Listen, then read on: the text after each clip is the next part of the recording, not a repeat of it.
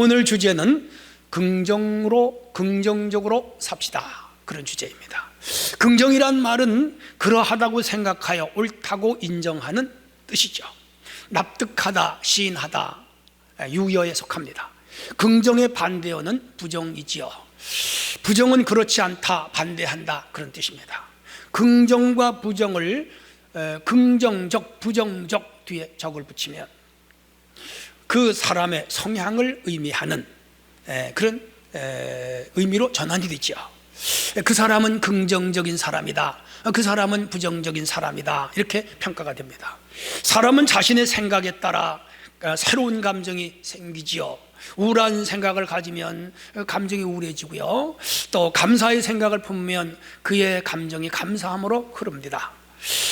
표정도 밝아지고 행복감도 넘치게 되지요. 표정이 밝은 사람은 주변 사람을 즐겁게 하고, 표정이 우울한 사람은 주변 사람을 우울하게 하지요. 또 화가 난 사람은 주변 사람을 두렵게 하고요, 또 거만한 표정을 가진 사람은 주변 사람들을 기분 나쁘게 하지요. 오늘 우리 생각이 굉장히 중요합니다. 아나모리 가우조라는 일본 학자는 좋은 것을 생각하고 좋은 것을 행하면 운명의 흐름도 좋은 방향으로 흐른다, 유명한 말입니다.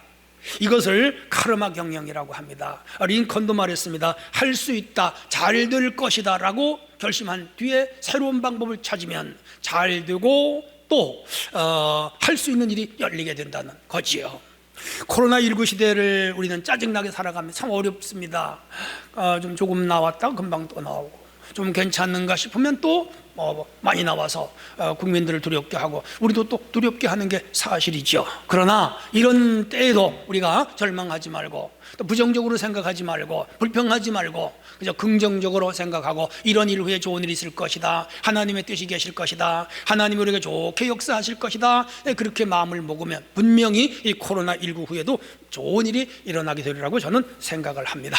그래서 오늘 이 코로나19뿐 아니라 여러분 개인과 가정 혹은 삶에 힘들고 어려운 문제가 있다 하더라도 낙심하지 말고, 부정적으로 절망하지 말고, 긍정적으로 믿음을 가지고 하나님께 맡기며 나가면 반드시 좋은 일이 일어나고 좋은 날이 오리라고 믿습니다. 그래서 오늘은 긍정적으로 삽시다, 이 말씀을 통하여 큰 은혜가 있기를 바랍니다. 자, 그러면 모두가 이 은혜 받기 위해서는, 그리고 긍정적으로 살려면 어떻게 해야 되느냐, 첫 번째 주제입니다. 긍정의 사람은 하나님의 약속을 굳게 믿습니다. 20절이에요.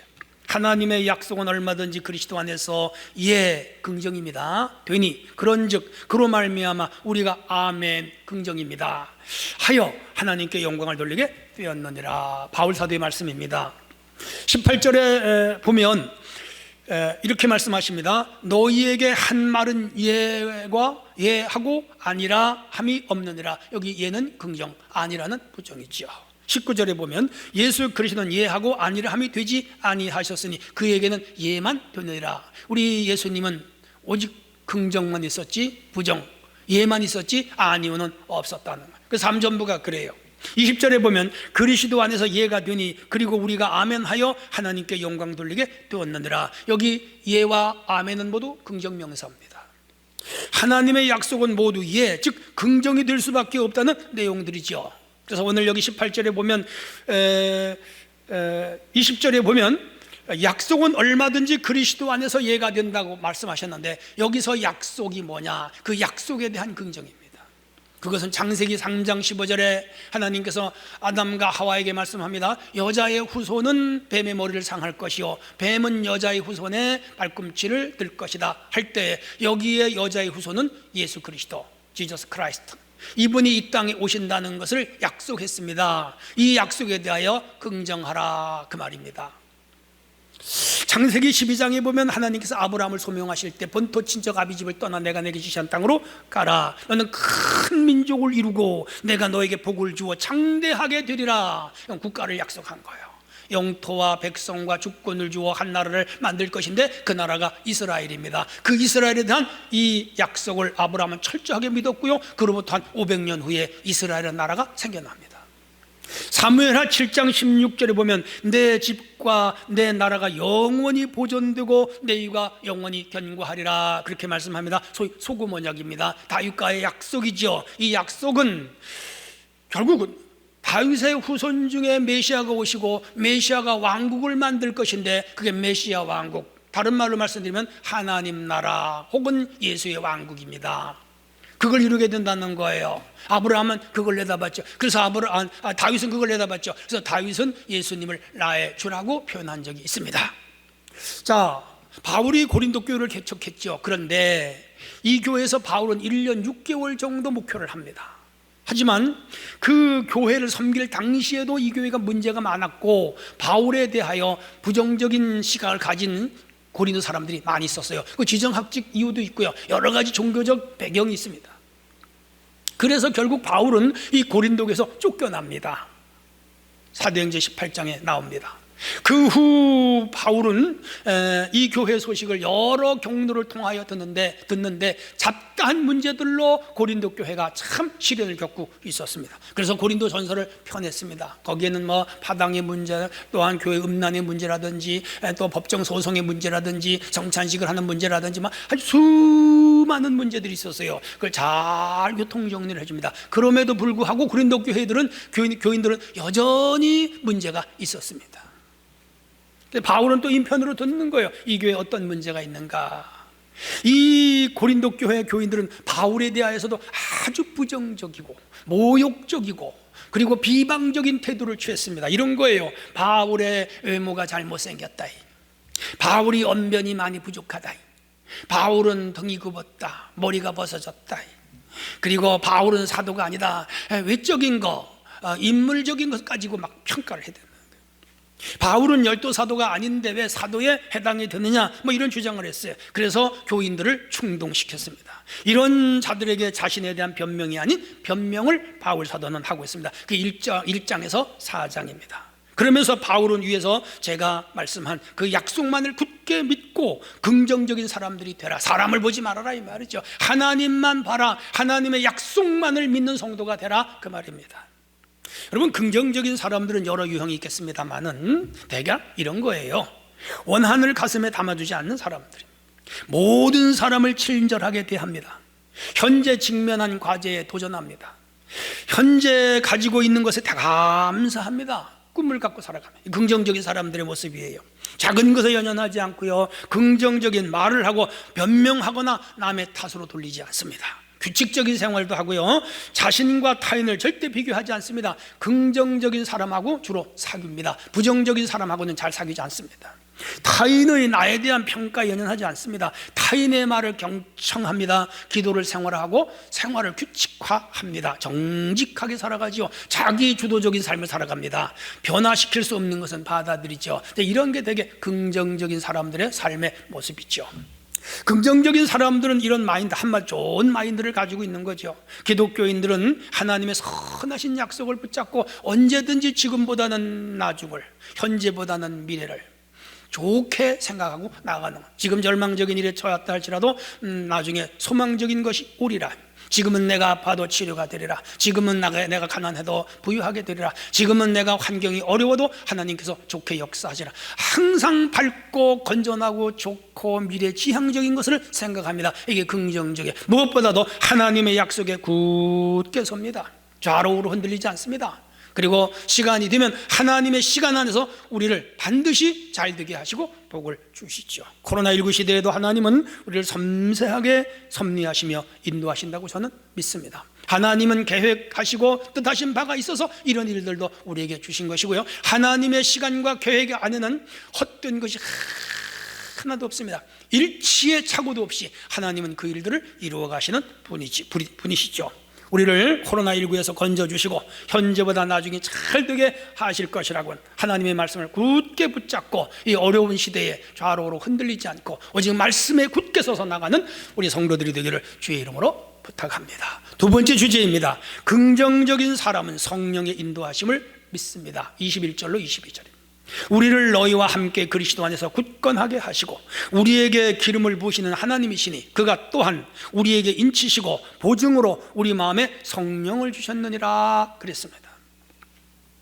사실 바울이 고린도 교회에 가기로 계획이 되어 있었거든요. 그리고 간다고 이미 소식을 전했어요. 그 교회는 기다렸죠. 그런데 바울이 거기를 안 갔어요. 여러 가지 이유가 있어요. 결과론적으로 말씀드리면 바울이 그 교회에 가지 않는 것이 더 유익하겠다고 판단되어서 가지 않았고, 더 깊이 들어가면 성령의 인도하심이었지요. 근데 고린도 교회에 이 바울에 대한 반대파들이 있었거든요. 바울을 비방하고 모욕 주는 자들이 있었는데, 이 자들이 바울이 거짓말쟁이라고 또 유포하기 시작을 했습니다. 그러면 그렇지, 바울은 거짓말쟁이야, 약속을 안 지켜, 온다고 안 오잖아, 막 그러면 신이 나듯이 또 들어대는 거예요. 그래서 바울이 그 얘기를 듣고 변명 아닌 변명을 지금 하고 있습니다. 그게 1장에서 4장입니다. 그러면서 그는 이 모든 일이 성령의 인도하심이었으며, 우리는 하나님의 성령의 인도하심에, 즉 예만 하고 긍정만 하라 그러죠. 아멘만 하고 부정하지 말아라. 하나님의 하시는 일, 성령이 인도하신 일에 반대하면 안 된다라고 여기서 말씀을 하고 있습니다. 바울은 고린도 교회 교인들에게 우리는 모두 성령의 기름 부음 받은 자들이라고 말합니다. 맞습니다. 우리가 예수를 믿을 때 성령께서 영적으로 우리에게 기름을 부어주셔서 우리는 구원받은 자들, 성령 세례라고도 말합니다. 또한 성령은 우리에게 인을 치셨다. 오늘 본문에서 그렇게 말씀하시는데, 이는 공문서의 효력을 보정해주는 법적 장치지요. 중요합니다. 그래서 우리가 인감증명을 떼서 어디 제출한다든지, 혹은 이렇게 보증을 설 때 도장을 찍거나, 계약을 맺을 때 도장을 찍는 이런 것은 그 효능을 우리가 끝까지 인정하는 거죠. 또한 성령이 보증을 해주셨다. 인과 보증은 서로 상호관계가 있습니다. 보증은 상업용어지요. 보증금을 분납해 첫 번째 내는 것이 보증금이죠. 여러 번 나눠 낼 때 첫 번째 내는 거, 그게 보증금. 앞으로 분납금을 성실히 내겠다고 하는 쌍방간의 약속이죠. 돈을 빌리면 대출자가 그 대금을 갚을 힘이 좀 부족하면 보증인을 세워서 그 사람이 못 갚으면 보증인 돈을 대신 갚도록 하는 제도가 있었죠. 이게 연대보증, 아주 나쁜 제도였어요. 지금 우리나라에 연대보증 제도는 없어졌습니다. 대신 보증보험 제도가 일어났죠. 그건 잘한 거라고 저는 생각을 합니다. 어쨌건 중요한 것은 하나님께서 우리를 구원하셨는데 그 구원을 보증해 주는 분이 누구냐? 성령이다, 이 말입니다. 우리가 예수 그리스도를 믿어 하나님의 백성이 된 것에 대한 확실한 보증을 누가 섰느냐? 성령이 섰다, 그 말입니다. 그 성령을 바울은 하나님이 우리 마음에 부어주셨다. 맞습니다. 우리 마음 안에 계시죠. 그래서 우리는 내 안에 계신 성령의 인도를 따라 살아가는 겁니다. 매일매일의 삶이 그래요. 뭐 일상적이고 뭐 일어나고 밥을 먹고 운동을 하고 또 무슨 직장을 다니고 돈을 버는 것은 우리가 기본적인 생활이지만은, 우리가 영적인 부분, 신앙적인 부분, 그리고 우리 인생의 중요한 선택과, 그리고 우리가 살아가는 모든 복음전도, 영혼군, 하나님 확장과 같은 교회 운동, 하나님 나라 운동, 이 분야에서 다 성령의 인도하심이 있는 거예요. 그래서 바울이 고린도 교회에 가지 않은 것도 성령의 인도하심 속에서 가지 않았다, 그렇게 바울은 말씀을 하고 있죠. 근데 고린도 교인들은 그걸 받아들이지 않았습니다. 인생을 어느 정도 사신 분들은 아시겠지만 이 세상에서 내 마음대로 되는 일이 별로 없죠. 맞습니다. 돈을 버는 것도 내 마음대로 안 되고, 사업을 하는 것도 내 마음대로 잘 안 되고, 자식을 키우는 것도 내 마음대로 잘 안 됩니다. 가정을 행복하게 만드는 것도 내 마음대로 잘 안 되죠. 그뿐 아니라 지금 코로나19가 세계적인 유행인데, 이게 뭐 인간의 마음대로 된다면 벌써 극복했죠. 인간의 마음대로 잘 안 되잖아요. 1년 갈지 2년 갈지 아무도 모르는 거예요. 지금 세상이 난리잖아요. 인류 역사와 개인의 역사를 이끌어 가시는 분은 하나님이죠. 우린 그걸 믿어요. 그걸 하나님의 섭리, 하나님의 계획, 하나님의 경영이라고 말하는 거죠. 스가랴는 그래서 이렇게 말씀합니다. 이는 힘으로 되지 아니하고 능으로 되지 아니하며 나의 신으로 되느니라 그랬어요. 큰 산아 내가 무엇이냐? 수르바벨 앞에서 평지가 되리라. 아무리 태산 같은 문제가 우리 앞에 놓인다 하더라도 그 문제를 결국 평지처럼 되게 하시는 분은 하나님이시다. 성령의 인도를 믿고 성령의 인도하심을 따르고 성령의 인도하심을 쫓을 때 반드시 우리에게 잘 되게 하신다라고 바울은 고린도 교회에 지금 말씀하고 있는 것이죠. 맞아요. 하나님은 우리 개인과 우리 가정과 우리 교회, 우리 인류 역사, 우리 대한민국도 마찬가지입니다. 하나님이 인도하시죠.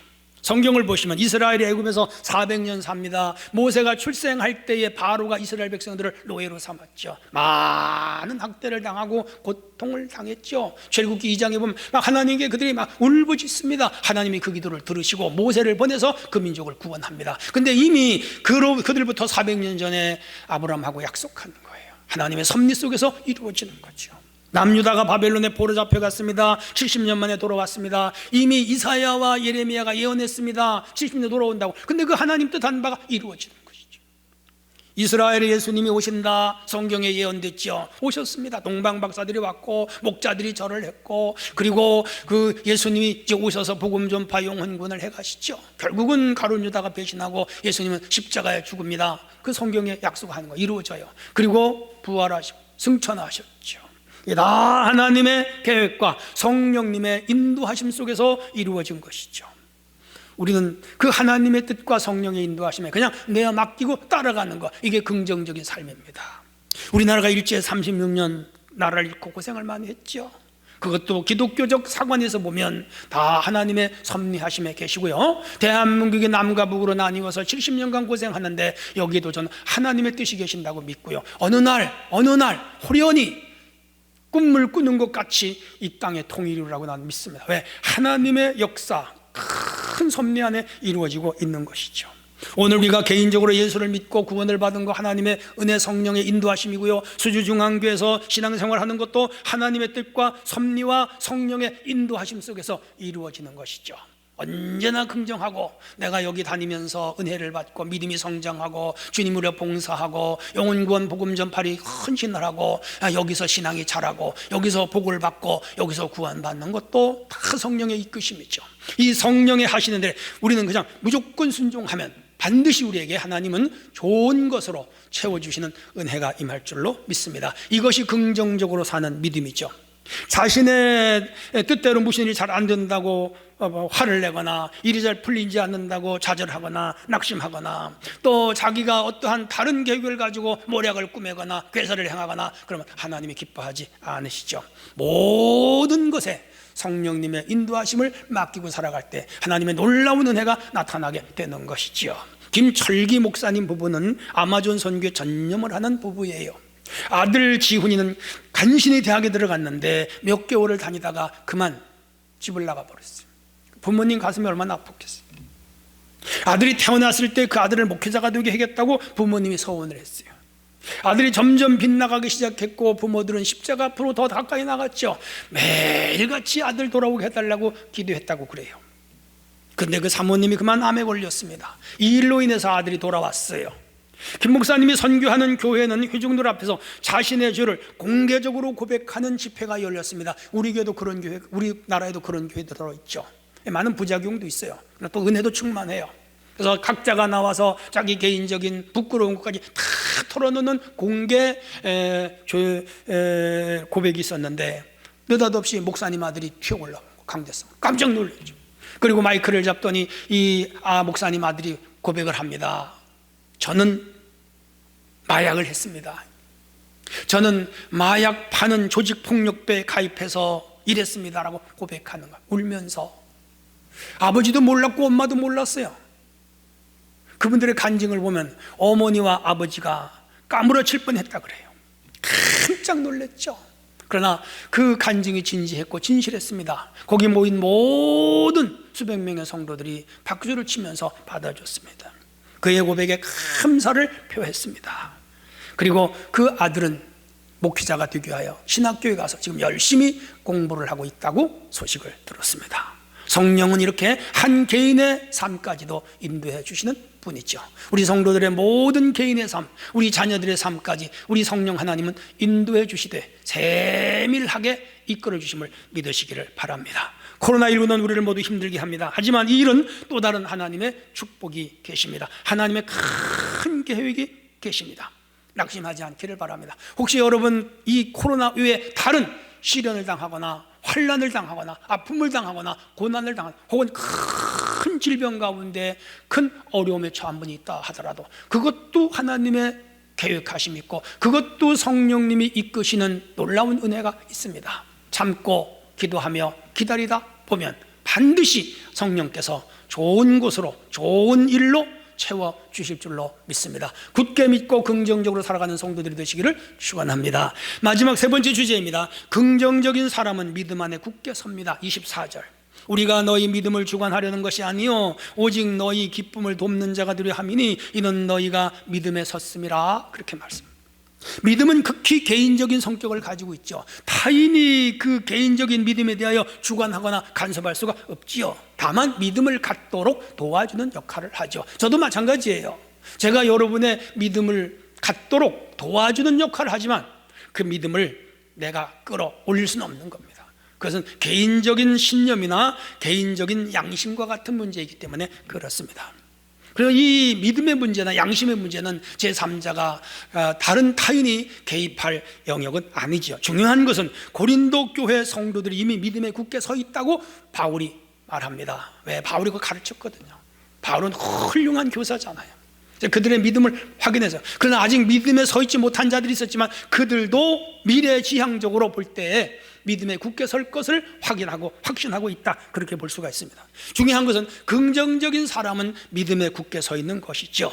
믿음에 굳게 서는 것이죠. 우리 성도들이 믿음에 굳게 설 수 있기를 바랍니다. 그러면 믿음에 굳게 선다는 것이 무엇이냐? 존 오트버그의 선택훈련이라는 책에 그 얘기가 나와요. 몇 가지만 소개할게요.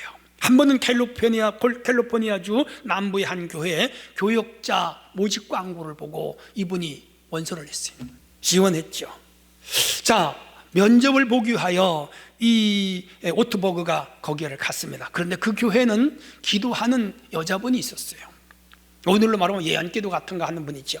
그분이 이 오트버그를 보고 말하기를, 당신은 이 교회에서 후에는 사역을 할 수 있겠지만 이번은 아닙니다 라고 말했어요. 그 오트버그는 그게 무슨 말인지 몰랐어요. 떨어졌죠. 그럼 나중에 알았어요.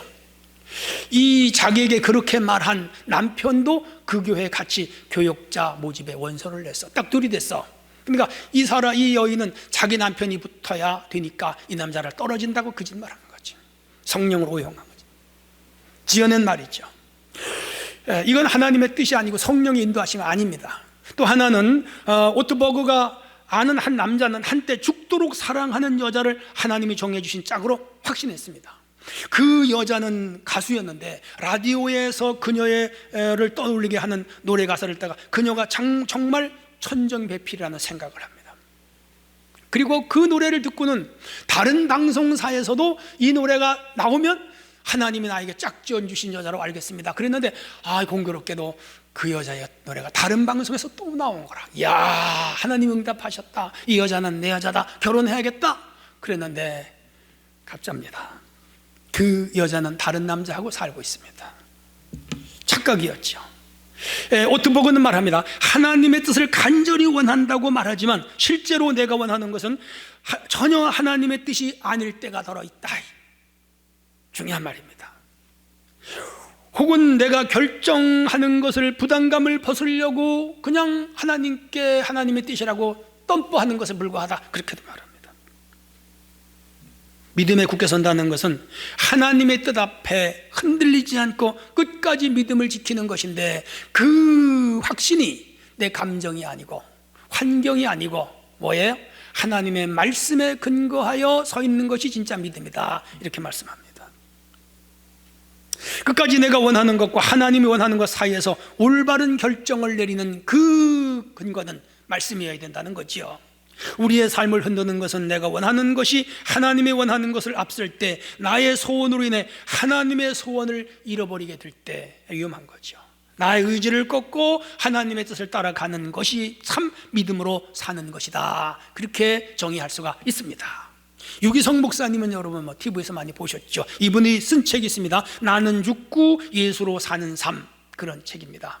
여기에서 그는 진정한 믿음이 무엇인지 구별할 수 있는 두 사람의 이야기를 말씀하는데 참 은혜가 됩니다. 들어보세요. 한 사람은 유기성 목사님이 독일에 집회를 갔을 때 만난 사람인데 태권도를 가르치는 사범이에요. 한국에서 가신 분이죠. 아주 독실한 기독교인이고요. 목사님에게 은혜를 많이 받았다고 하면서 독일에서 좋은 식당으로 초대하여 음식을 대접했습니다. 그분이 유기성 목사님이 설교한 내용 중에 나는 죽고 예수로 살자라는 그 설교의 은혜를 많이 받았다고 자기는 결심했다는 거예요.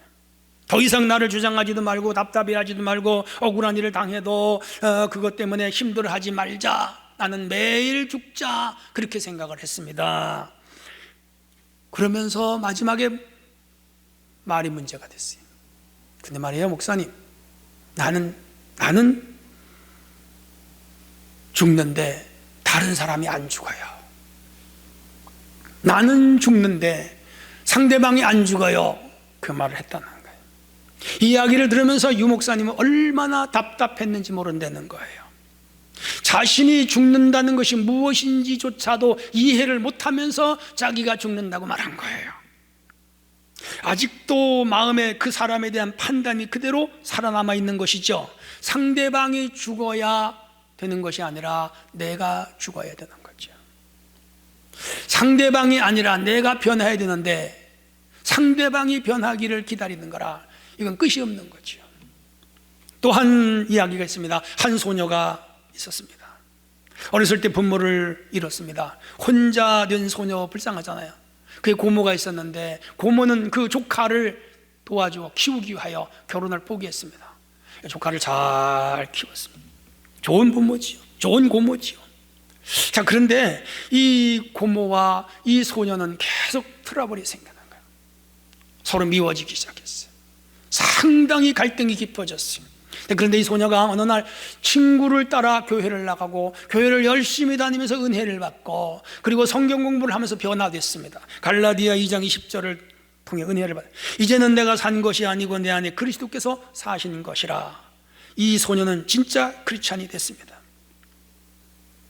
그 고모와 잔소리가 심해서 관계가 깨어졌는데 이제는 그 고모의 그 잔소리를 받아들이기로, 싫어하지 않기로, 짜증내지 않기로, 미워하지 않기로 마음의 결심을 섰습니다.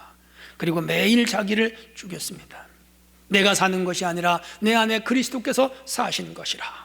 그렇게 해서 고모와 사이가 아주 좋아졌습니다. 정상적인 관계로 회복이 된 것이죠. 우리 주님은 십자가에 죽는 일도 하나님의 뜻이라면 순종을 했단 말이에요. 오늘 우리가 매일 내가 주님 안에 죽어야 되죠. 이게 뭐예요? 믿음으로 사는 거예요. 이게 믿음에 굳게 서 있는 겁니다. 믿음에 굳게 서는 것은 내가 죽고 주님의 뜻을 따라가는 것, 믿음에 굳게 서는 것은 내가 매일 죽는 것이지 남이 죽어야 하는 것이 아니다, 이 말입니다. 다른 사람을 변하기를 기대하는 것은 믿음이 아닙니다. 내가 변하는 것이 참 믿음입니다. 내가 매일 죽고 변하는 것이 진정한 믿음이죠. 이것이 긍정으로 사는 삶의 모습입니다. 결론입니다. 코로나19가 우리를 여전히 힘들게 합니다. 그러나 이 전염병에도 하나님의 뜻이 있다고 위해서 말씀을 드렸습니다. 우리의 삶에 크고 힘들고 복잡한 다양한 문제들이 있지만 거기에도 하나님의 뜻이 있다는 것이 우리 기독교의 하나님의 섭리를 믿는 신앙입니다.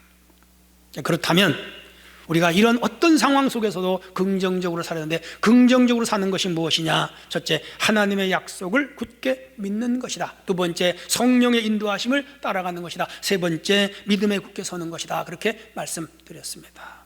우리 모두 어떤 환경에서도 긍정적인 믿음을 가지고 살아갈 때 하나님께 좋은 것들로 채워주시고, 이 코로나19 시대에도 반드시 이것을 극복하고 우리에게 희망적이고 좋은 날이 올 줄로 믿습니다. 하나님의 은혜가 우리 성도들 모두에게 임하시기를 축원합니다.